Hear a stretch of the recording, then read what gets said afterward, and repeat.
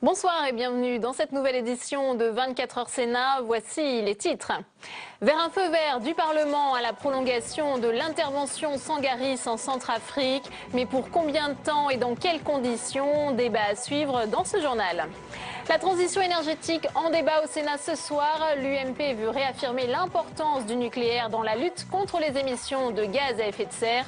Le jour où Greenpeace estime que la prolongation des réacteurs nucléaires au-delà de 40 ans coûtera 4 fois plus cher que prévu. Le salon de l'agriculture, passage obligé des politiques à un mois des municipales. On en parle dans notre page spéciale avec Mickaël Zamès. Mais tout de suite, on va prendre la direction de l'hémicycle pour retrouver Tam Tranui. Bonsoir Tam. Bonsoir Delphine. Alors le vote du Sénat sur la prolongation de l'intervention en Centrafrique est imminent. Actuellement, c'est Laurent Fabius qui est en train de s'exprimer. Que dit-il au sénateur? Et oui, effectivement, Laurent Fabius est actuellement dans l'hémicycle. Il répond point par point aux questions qu'ont posées les sénateurs depuis 2 heures dans l'hémicycle. Alors, il n'y a pas vraiment de suspense. Ce soir, les sénateurs devraient voter la prolongation de l'opération Sangaris. Et on sait déjà à peu près comment les votes devraient être répartis. Alors, les socialistes comme l'UMP et le groupe RDSE devraient tous voter pour. Les écologistes et les centristes devraient également voter pour à une très forte majorité. On sait par exemple qu'il y aura seulement 3 abstentions du côté des écologistes. Quant au groupe communiste, il a laissé la liberté de vote à ses membres qui soutiennent la prolongation de cette opération, eux aussi en majorité. Il y a un autre point sur lequel les sénateurs sont également d'accord, c'est que s'ils veulent bien prolonger l'opération, ils ne veulent plus que la France soit seule. Ils demandent l'aide de l'Europe et ils demandent aussi que cette opération française avec les forces africaines de la MISCA soit vite remplacée par une opération de maintien de la paix sous l'égide de l'ONU et qu'enfin on en arrive à la reconstruction de la Centrafrique. Merci beaucoup Tam et on vous retrouve dès que le vote intervient au Sénat. Alors on vient de le voir, la prolongation de l'intervention française en Centrafrique fait l'objet d'un large consensus, aussi bien à gauche qu'à droite, mais les critiques restent nombreuses et notamment sur les difficultés de François Hollande à convaincre les alliés de soutenir cette opération Sangaris. Flora Sauvage.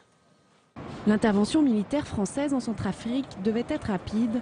Finalement, elle sera plus longue que prévu. Députés et sénateurs se sont penchés cet après-midi sur la question de la prolongation de l'opération Sangaris. Un vote exigé par la Constitution lorsque la durée d'intervention excède 4 mois. Pour le gouvernement, il faut continuer l'opération déjà engagée. Nos efforts ont commencé à porter leurs fruits. L'embrasement généralisé qui menaçait a été évité. En matière humanitaire, la situation reste en effet extrêmement critique avec, nous citons les chiffres comme ordre de grandeur, 250 000 réfugiés et 825 000 déplacés. À droite comme à gauche, la prolongation de l'intervention française fait consensus, même si sur les bancs de l'UMP, des critiques se font sentir. Notre vote ne nous dispense pas d'exprimer des regrets, de poser des questions et de formuler des recommandations. Était-il vraiment impossible d'éviter d'en arriver à cette violence généralisée? Les mises en garde, pourtant, n'avaient pas manqué. Sur les bancs socialistes, on affirme son soutien au gouvernement. Je vois les doutes qui commencent à se manifester. Mais quelle alternative proposent ceux qui émettent ces doutes et ces critiques? De quitter purement et simplement la Centrafrique? Personne n'y pense sérieusement. D'exiger le renfort de l'Europe? Il va arriver. De demander la création d'une OMP à l'ONU? Elle est en cours. Quant à la durée de la prolongation de l'opération Sangaris, le gouvernement s'est bien gardé cette fois de fixer un terme. En bref, la France se tient à sa trajectoire de réduction de son déficit public. Réaction de Pierre Moscovici, le ministre de l'économie, à la publication par la Commission européenne d'une prévision pour l'an prochain très supérieure à l'objectif de moins de 3% visé par le gouvernement français. Tout de suite, c'est notre page spéciale municipale.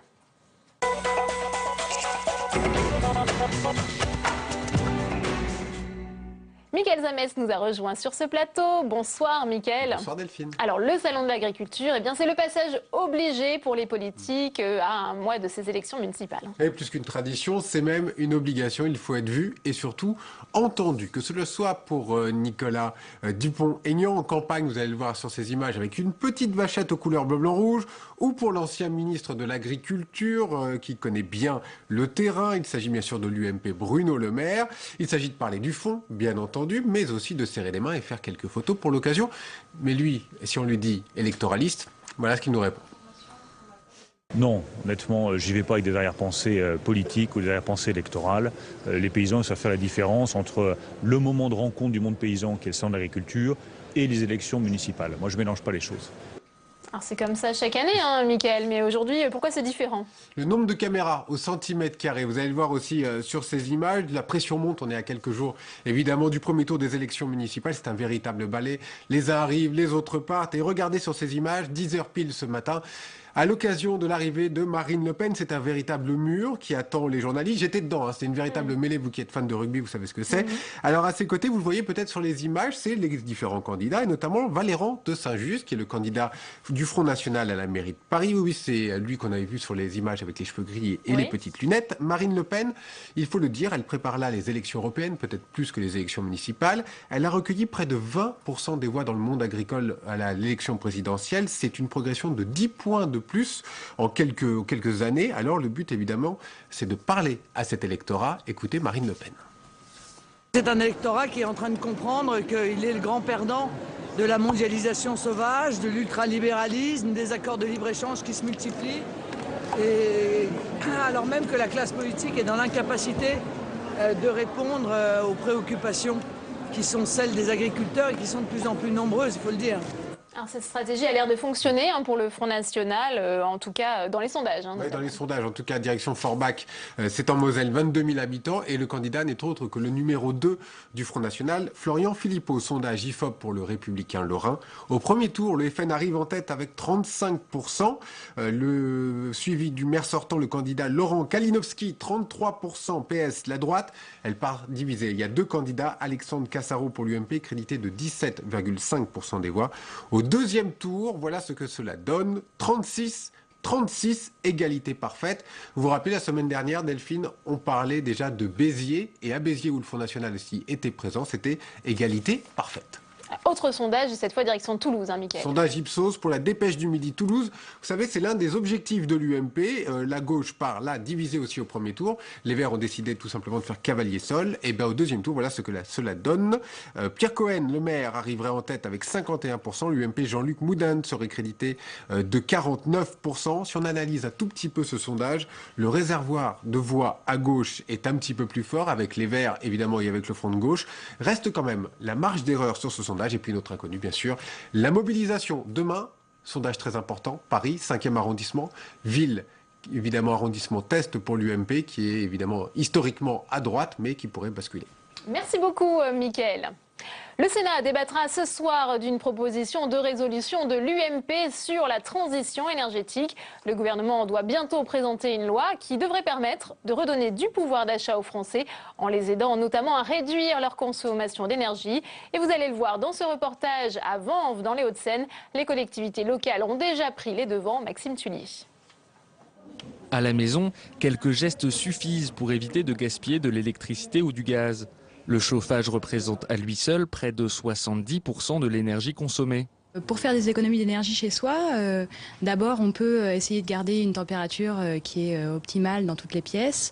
Quand on sort pendant une longue période ou quand on n'est pas là, baisser son thermostat, baisser la température, ça fait faire beaucoup d'économies d'énergie. D'autres gestes peuvent nous aider à réduire nos consommations d'énergie, comme éteindre ses appareils électroniques en veille ou couper l'eau lorsque l'on fait la vaisselle. Avec la hausse du coût de l'énergie, les collectivités locales surveillent elles aussi leurs dépenses. À Vanves, le maire a réhabilité les combles de l'école Gambetta. Résultat, le bâtiment a vu sa facture de gaz baisser de 30% sur un an. Autre mesure, la création de toits végétalisés. L'herbe absorbe l'eau de pluie, ce qui désengorge les égouts et réduit les coûts d'entretien. Ces toitures permettent également de mieux isoler les bâtiments et donc de consommer moins. Avec tous les travaux qu'on a fait cet été, Donc les changements de chaudière, la rénovation de l'éclairage de certains sites. Alors pour le gaz, on a réussi à faire 7% d'économie d'énergie entre 2012 et 2013. À Vanves, le maire multiplie les travaux de réhabilitation. Objectif, diminuer de 12% la consommation d'énergie d'ici à 2017. Et avec nous sur ce plateau, Ladislas Poniatowski, bonsoir, Bonsoir. Sénateur UMP de l'Eure. Vous allez défendre pour l'UMP cette proposition de résolution ce soir. Quel est son objectif? Eh bien, c'est d'essayer d'apporter un peu plus sur ce grand débat sur la transition énergétique qui va démarrer. Parce que nous trouvons que le débat est totalement tronqué, en ce sens que les décisions sont déjà prises et maintenant on fait de l'habillage pour essayer d'expliquer pourquoi il faut fermer une première centrale nucléaire et qu'il faudrait en fermer 50, la moitié du parc d'ici 20 ans, ce qui est totalement absurde et économiquement impossible. Donc nous voulons en débattre, nous voulons apporter notre contribution à ce débat. Alors parce que contrairement aux idées reçues, ce que vous dites, c'est qu'il va y avoir une hausse de la consommation d'électricité. Est-ce que la France est parée à cette hausse? Ah ben, si nous fermons la moitié de nos centrales nucléaires, certainement pas. On commence par Fessenheim, comme vous le savez, d'ici 3-4 ans.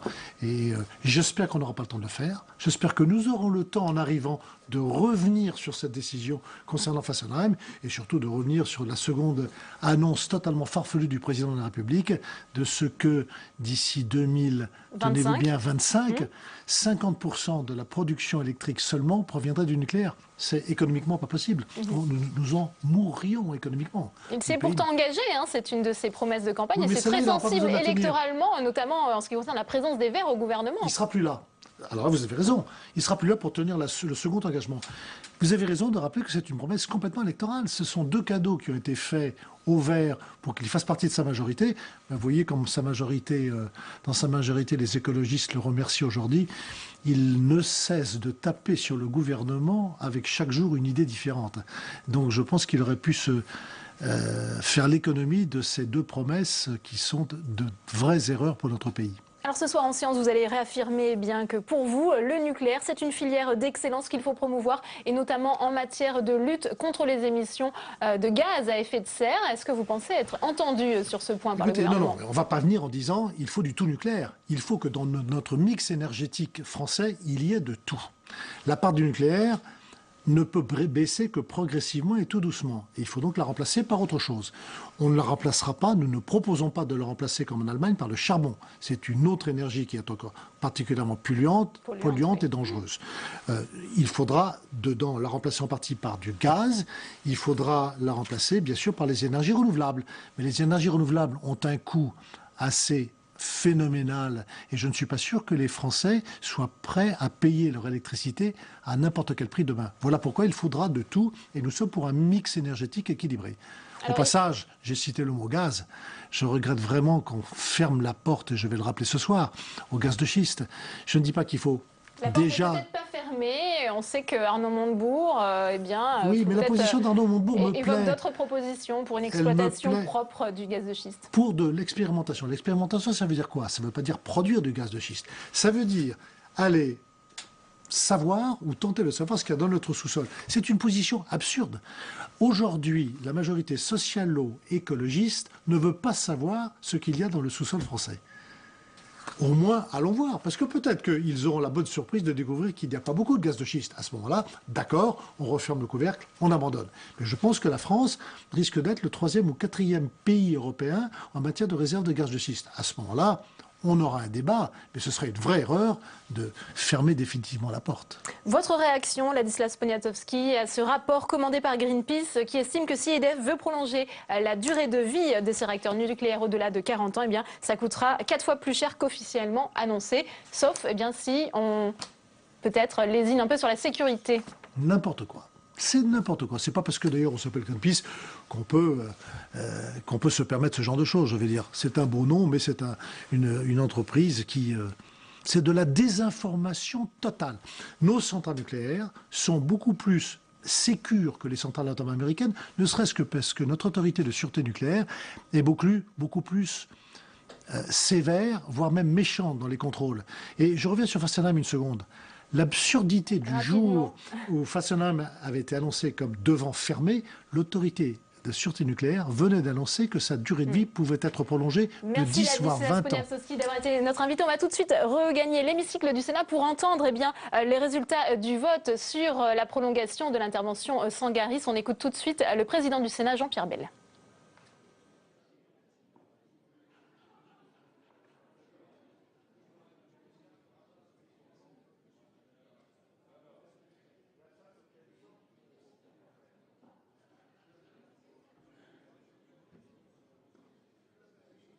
Le vote devrait intervenir d'ici quelques instants. On écoute Jean-Pierre Bel.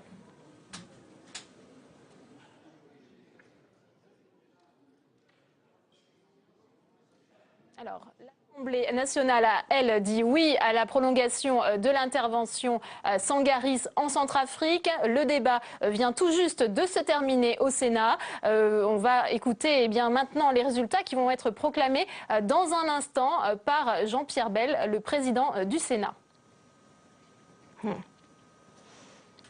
Alors pour en savoir plus sur ce qui se passe, on va tout de suite rejoindre Tam Tra Nui. Vous êtes en direct de la tribune de presse de l'hémicycle. C'est un scrutin public qui vient tout juste de se terminer, hein, Tam. Et oui, effectivement, on l'a vu, les sénateurs, les uns après les autres, ont voté en scrutin public dans les urnes qui sont en train d'être pesées dernier mois et que Jean-Pierre Bel va bientôt prendre connaissance avant de proclamer le vote.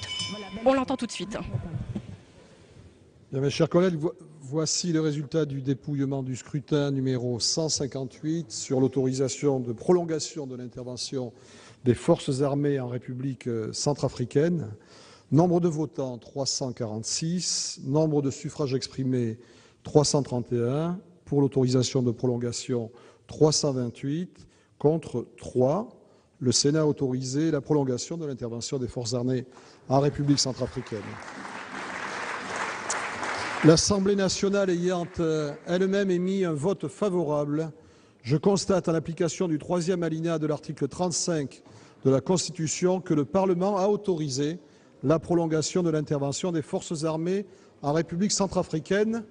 Je vais suspendre la séance. Elle sera reprise à 21h30 pour l'examen de la proposition de résolution relative à la transition énergétique. Voilà, vous venez de l'entendre en direct. Le Parlement a donc donné son feu vert à l'intervention, à la prolongation de l'intervention Sangaris en Centrafrique. On va retrouver Tam Tra Nui pour comprendre les enjeux de ce scrutin. Sans surprise, il n'y a eu que 3 votes contre, hein, Tam. Et oui, seulement 3 votes contre, 328 votes pour. Donc une immense majorité du Sénat a voté pour la prolongation de l'opération Sangaris. Ce n'était pas une surprise puisqu'on le savait.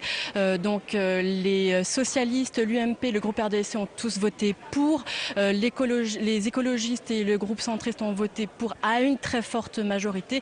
Et le groupe communiste qui a eu la liberté de vote a lui aussi voté en majorité. Tout à l'heure, juste avant ce scrutin, on a pu entendre Laurent Fabius, le ministre des Affaires étrangères, qui a répondu, qui a pris soin de répondre point par point à toutes les questions du Sénat et qui a salué la position du Sénat. Il a d'ailleurs rappelé qu'il a entendu 2 mots tout le long de cet après-midi, responsabilité et honneur. Je le cite, la France prend ses responsabilités. Elle agit non sans difficulté en Centrafrique, mais c'est tout à son honneur. Voilà Delphine. Merci beaucoup Tam pour vos explications. Et on va tout de suite retourner et prendre la direction du Salon de l'Agriculture pour voir ce sujet de Samia Dechir, tourné aujourd'hui sur les technologies toujours plus innovantes qui permettent aux agriculteurs de conserver leur compétitivité tout en respectant l'environnement. Ce genre de mastodonte fait désormais partie du paysage agricole. 5% des exploitants utilisent aujourd'hui des technologies embarquées à bord de leurs machines. GPS, cartographie satellite, autant d'outils qui ne permettent pas seulement un meilleur rendement, mais peuvent aussi rendre les pratiques plus écologiques, car moins gourmandes en pesticides. Ce prototype de robot, par exemple, développé par l'Institut national de recherche agronomique, pourrait permettre de réduire la consommation d'herbicides de moitié sur une parcelle. Il est guidé par GPS, il va passer entre les rangs de culture et l'idée c'est qu'il va uniquement pulvériser un produit de désherbage là où il va détecter des mauvaises herbes. Moins de pesticides et moins d'engrais comme l'azote, c'est aussi ce que permettent les drones civils. Plus efficaces que le satellite, ils survolent les parcelles pour les cartographier. La cartographie va me donner dans un seul champ l'endroit où la plante a moins besoin d'azote et d'autres endroits dans la parcelle où le blé a besoin de plus d'azote. Au final, sur l'intervention, je vais économiser environ 10% d'azote. Mais ces nouvelles technologies, efficaces sur plusieurs centaines d'hectares, sont faites pour un certain modèle d'agriculture intensive. Moi j'ai une petite exploitation de 20 hectares sur une agriculture conventionnelle et une partie en bio, notamment sur la variété Juliette. Et moi je pense que ces nouvelles technologies ne sont pas adaptées justement pour les petites exploitations, plus pour des grosses exploitations. Et que non, je pense qu'il y a beaucoup d'autres évolutions à faire pour améliorer l'environnement. Une question de choix qui a tout de même un coût. Un drone civil, par exemple, vaut environ 30 000 €. C'est donc souvent à travers des coopératives que les agriculteurs s'équipent. Et Didier Guillaume, le vice-président socialiste du Sénat, était l'invité de l'émission Preuve par 3, enregistrée cet après-midi en direct du Salon de l'Agriculture. Il a réagi à la présence des écologistes au gouvernement. On l'écoute. Dans l'accord avec les Verts, il y avait 2 points de non-accord qui avaient été actés. Ce sont le nucléaire et l'aéroport de Notre-Dame-des-Landes. Dont acte, nous ne sommes pas sur la même position. Les Verts veulent sortir du nucléaire. Ce n'est pas la position des socialistes. Les Verts ne veulent pas de cet aéroport. Le Premier ministre l'a toujours voulu. Pourquoi vous Mais attendez, mais il y a beaucoup de choses. Pourquoi vous lui pardonnez, à part Cécile Duflot, on ne va pas faire une fixation sur elle, mais enfin pourquoi vous lui pardonnez, elle, d'affaiblir le Premier ministre? Mais je n'ai rien à pardonner à Cécile Duflot. Moi, je pense que les Verts ont toute leur place dans cette majorité, toute leur place dans ce gouvernement. On a entendu le Premier ministre lancer un ultimatum et j'espère qu'ils vont rester le plus longtemps possible. Et cette émission sera diffusée dans son intégralité ce soir à partir de 22h45. 24h Sénat, tout de suite le débat.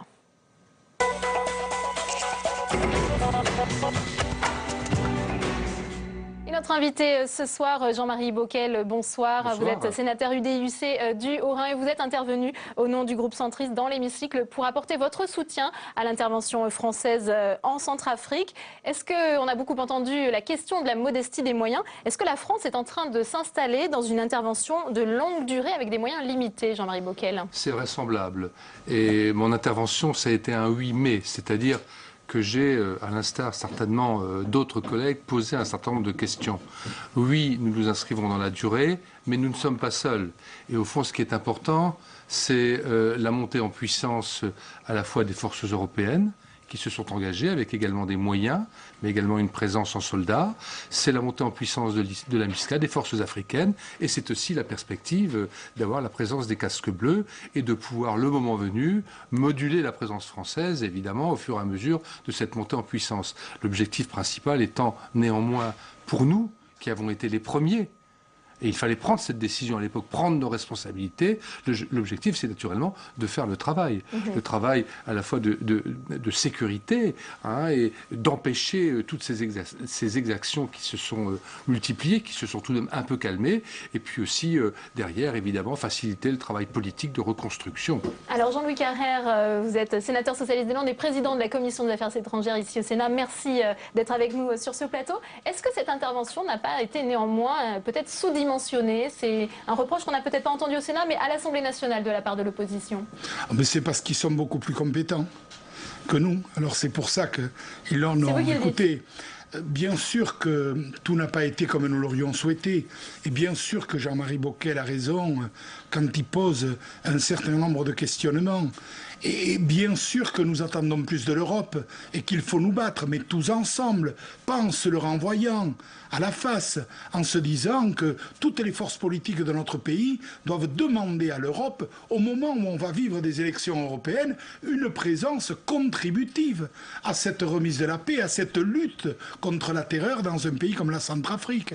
Alors que nous ayons sous-dimensionné les forces au départ, peut-être que nous ayons eu, comment dirais-je, la légèreté de penser que ça pouvait se régler très vite parce que nous n'avions pas exactement mesuré la force des haines en présence, certainement.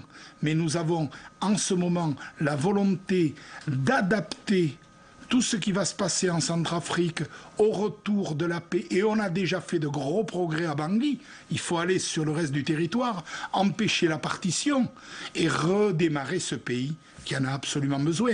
Moi, je pose une seule question, et je suis sûr que Jean-Marie me rejoindra. Qu'adviendrait-il si un pays positionné comme l'est la République centrafricaine était un pays gagné par le chaos, compte tenu de sa position au cœur de la zone où il est en ce moment? Moi, je pense qu'il serait très déstabilisant pour l'Afrique et que donc nous sommes engagés pour résoudre ces problèmes. J'ajoute un mot. Je partage totalement. Il faut préparer le terrain de telle sorte que l'ONU puisse intervenir le plus rapidement possible. Non pas. C'est possible ça, Jean-Louis Carrère, puisque s'il y a un envoi de casque bleu, ça ne sera peut-être pas avant l'été sur le terrain. Alors. Certainement pas. Mais si c'est à l'été, ce sera déjà très bien. Et compte tenu du fait que ça pourrait être à l'été, ça laisse présager, si les choses se déroulent comme nous le souhaitons, qu'au mois de février 2015, on puisse procéder à des élections pour redémarrer politiquement ce pays. Jean-Marie Bockel, on a beaucoup parlé de la situation militaire, mais tout ne dépendra pas de l'intervention armée. Il y a aussi une situation humanitaire catastrophique en Centrafrique. Alors, quel peut être le rôle de la France, justement? En Centrafrique, il y a tout en même temps. Il y a la situation sécuritaire, on vient d'en parler, avec tout de même la perspective, au-delà de la présence des Nations Unies, un jour, que l'Afrique, et notamment l'Union africaine, puisse assurer sa propre sécurité par rapport à ces crises. Il y en a eu et il y en aura d'autres, et ces crises qui freinent le développement de l'Afrique. Alors que, comme nous l'avons dit dans un rapport que nous avons fait, Président Carrère, en commission sur l'Afrique et notre avenir, il y a là des perspectives, alors qu'elle est à nos portes, cette Afrique, formidable, et pour l'Afrique et pour nous. Il y a en même temps, vous l'avez dit, la dimension humanitaire. Je l'ai dit à la tribune, aujourd'hui, tous les fonds qui ont été prévus au niveau de l'Europe, des Nations Unies, pour le moment, ne sont pas arrivés jusqu'aux réfugiés. Il y a donc un travail à faire, bien sûr. La France, qui est présente sur le terrain, qui est présente près du camp de Mpoko, peut jouer un rôle important. Et puis, en même temps qu'il y a cette dimension humanitaire, sécuritaire, il y a la dimension politique, bien sûr. Il faut que la transition se prépare, que les élections aient lieu, mais ça suppose aussi une réconciliation. Aujourd'hui, d'ailleurs, les forces religieuses, face à ce risque aussi de guerre, et à la fois religieuse et interethnique, ces forces, qu'elles soient chrétiennes, catholiques, musulmanes, travaillent à porte un discours de paix. Et puis, il y a derrière, ça a aussi été évoqué dans le débat d'aujourd'hui, toute la dimension de développement, de reconstruction. Ça mettra des années. Et là aussi, la France, l'Europe ont un rôle à jouer. Et c'est aussi, bien sûr, l'affaire et des Africains et à la fois des autorités, mais aussi des habitants de Centrafrique, que bien sûr, de se mobiliser pour reconstruire leur pays dans la paix. Et tout ça, c'est posé ensemble. Eh bien, merci beaucoup à tous les deux d'être venus, d'avoir quitté l'hémicycle pour parler de la situation en Centrafrique sur ce plateau. On a posé la question aux internautes de notre partenaire, le nouvelobs.com. La France doit-elle poursuivre son engagement en Centrafrique? Les internautes ont répondu non à 54%, oui à 40% sur 206 votants. Et nous, on a répondu oui à 97%. Voilà. On a un travail d'explication, c'est sûr, à faire. Un travail pédagogique auprès de l'opinion publique. On doit s'en expliquer, et trop souvent l'opinion publique méconnaît. Eh bien, les téléspectateurs pourront revoir le débat sur l'intervention en Centrafrique demain matin sur notre antenne à partir de 10h30. C'est la fin de cette édition à 22h. Sonia Mabrouk, bonne soirée et à demain.